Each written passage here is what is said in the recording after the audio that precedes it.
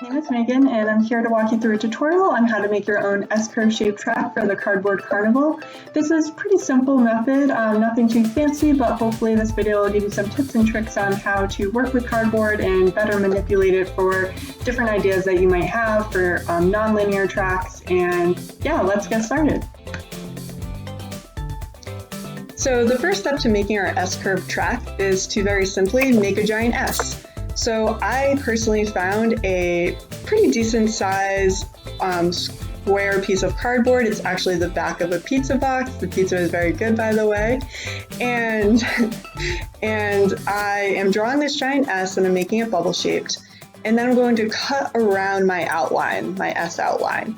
And it's really important when you're doing this to try and make sure that you don't make any part of the S too narrow. I kind of failed in this regard, and I realized it's better to make sure that you're having just kind of as large of an S as it's possible to make, because later we're going to be folding the edges and we want to make sure there's enough room to accommodate a marble.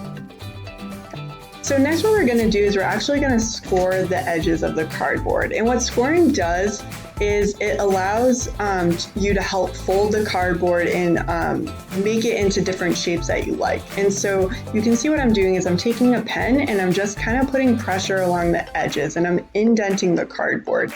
And with repeated indents of what I'm doing is I'm making it easier for me to fold up the edges of the cardboard.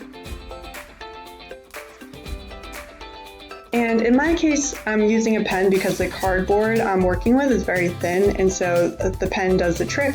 However, if you're working with thicker cardboard, you might want to consider using scissors, but as everyone knows with scissor safety, just make sure you're being careful. Don't point the scissors towards yourself, and just be aware of where your hands and your fingers are at all times. And so as I continue to move along the edges of the S, I'm creating the walls of our track. And so I'm just going to continue doing this until I go all along all the edges of our S.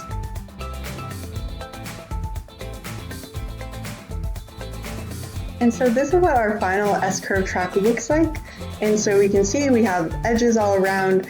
As I noted before, I wish that I had made the top and the bottom of the S a little wider just to accommodate the marble a little better. But here's just a quick demo of how our marble will navigate this curve. The edges help keep it in place on the track.